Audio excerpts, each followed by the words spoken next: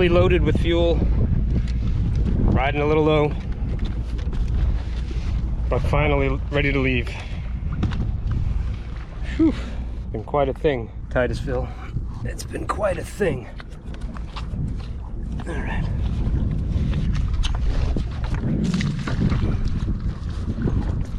Okay. Vámonos. Taking the dog route. Bye-bye, mooring ball.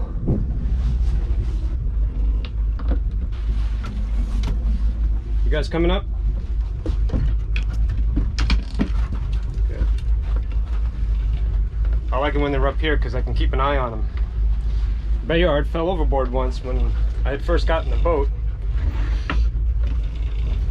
And I heard the splash. I look back and I see him come up in the wake of the boat. That was not cool, because if I hadn't heard the splash, you know, you could have been gone forever, crazy boy. But it was not meant to be that day, thank goodness.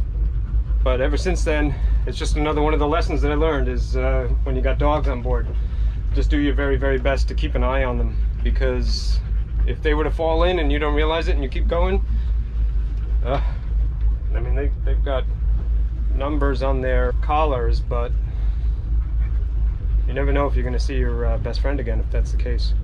Boy, I tell you, it feels good to be moving again. Yes, it does. Yeah, this mooring field, if I haven't said it already, is very exposed. It's a little bit shallower than the I.C.W, so you get that beach effect or whatever it is, where the waves build up as they come into the shallows. It doesn't take much, a little bit of wind, and boy, it just gets roly-poly. Yeah, we go out that way, then that way, and that white line is the I.C.W, the intra-coastal waterway. I don't like calling it the intra-coastal waterway. That sounds goofy. Like calling a raccoon instead of a coon when you're in the south, or calling a possum an opossum. I've always heard it called the inter-coastal, and by golly, that's what I'm going to call it. This here is the inter-coastal waterway. How's that, my friends from the south? Am I doing good? Well, doesn't matter, I guess, because I'm heading north. Well, that way, that way.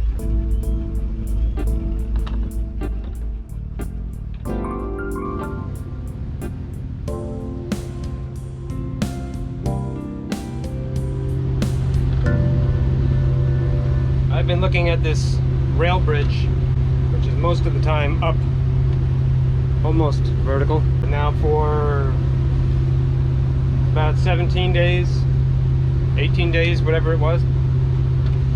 And I knew that this is the pathway towards moving on. And Mike was gone for a little bit longer than anticipated, and it felt a lot longer than it did because of the rolliness of the anchorage and all that stuff. The amount of work it took just to bring the dogs to and from shore, that both of them had the runs there for a while too. That had me freaking out. But anyways, here it is. I finally get to see the rail bridge up close, which, like I said, means we're moving on. Landmarks mean different things to different people. To me, it means getting away from Titusville. I'm sad that we won't be here around my birthday when there's going to be a manned launch. I would have liked to have been here to see that. But I'd rather be moving on even more.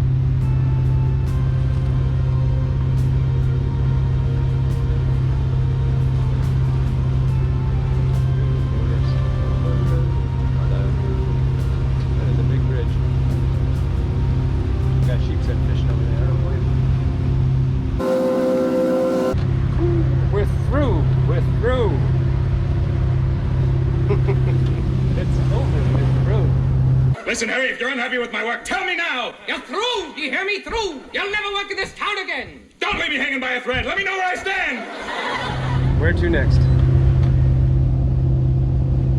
Out of Titusville, through the bridge.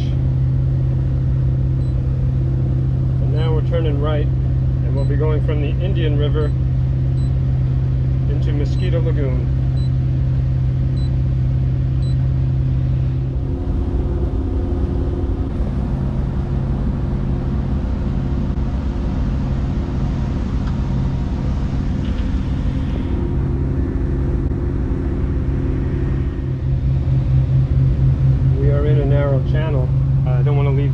to get my good camera, but over there is a beautiful place. I'd love to take a picture of it.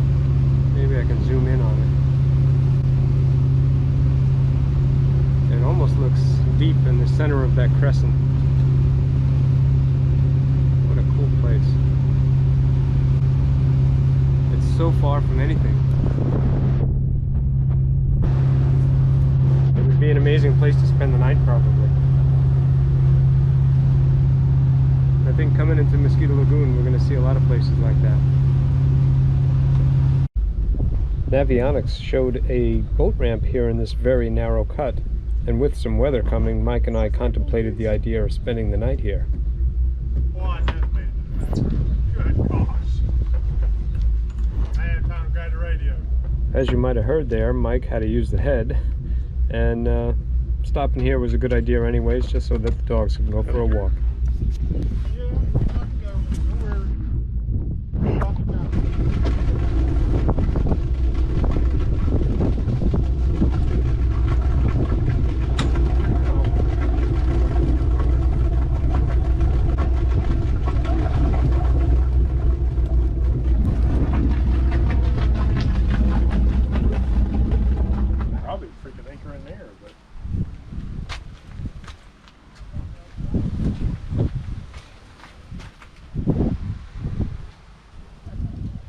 Haulover Canal. That's where we're at. And that's where we're going. Somewhere. No, we're going up this way. Right here. Yeah? Beacon 42? Yep. Boat ramp. Alright. Good enough places Like in 2 miles maybe. Cool. Very nice. All of these look familiar. That's cool. This is a neat place, but I'm not sure we're supposed to be spending the night, so we're going to move along and make for a place close by that looks pretty neat. That sounds like an outboard. That is an outboard. See?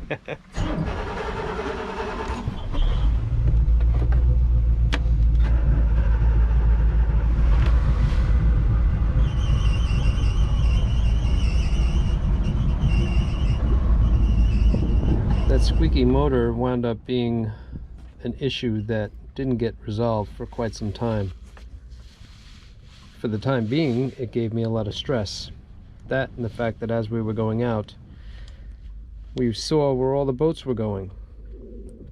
Instead of the boat ramp getting empty at night, like we had assumed it would, it was filling up, because this was the shrimp run, I suppose.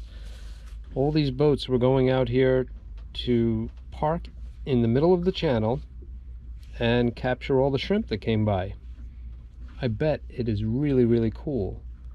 What's not cool is that you're not supposed to be anchored in a channel. Although there's probably not supposed to be big boats like us in the channel after hours. That's probably common.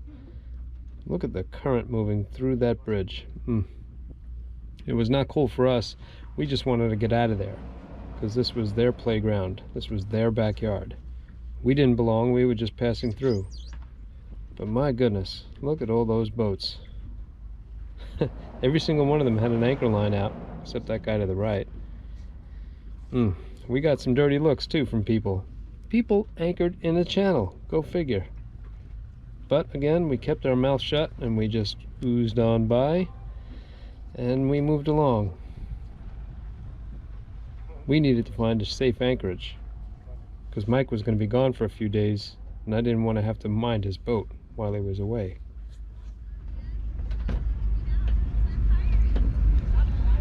Anyways, yeah, my motor is overheating now on the starboard side. It's not overheating, but it's starting to run hot, which makes me think that all the antifreeze or the coolant has left the building. The raw water going over the exhaust manifolds might be sucking some of the heat away from the engine, but this might not necessarily reflect the temperature of the block. I don't know. All I know is that I'm paying attention to this, which is going up.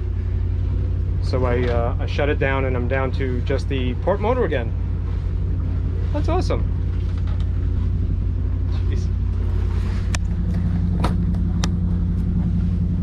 reef, man. This trip is going to give me a heart attack, I'm telling you.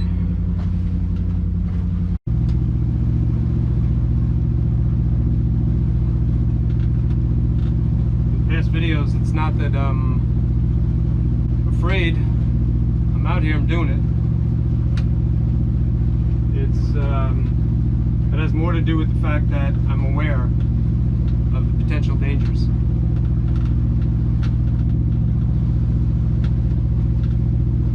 Mike was also having engine issues and was down to one motor himself. So if either one of us went down, it would have been trouble. Here on Google Earth you can see I'm measuring out almost 11 miles to where we could find some shelter from the weather front that was on its way in. This is where the waterway got a lot skinnier and we would find some protection and a place to spend the night. That was halfway towards New Smyrna Beach, where Mike would leave and I would be in charge of both boats.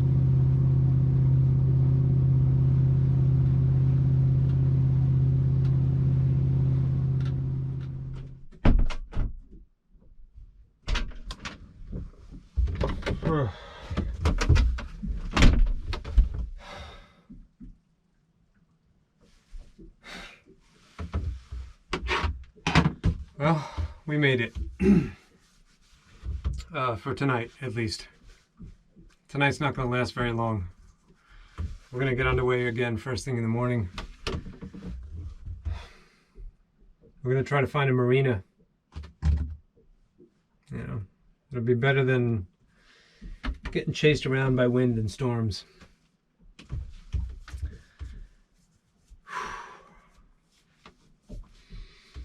The wind is laid down though. It's so much calmer here than it was at Titusville. I think I might have a beer and then hit the hay. I'll see you on the next round.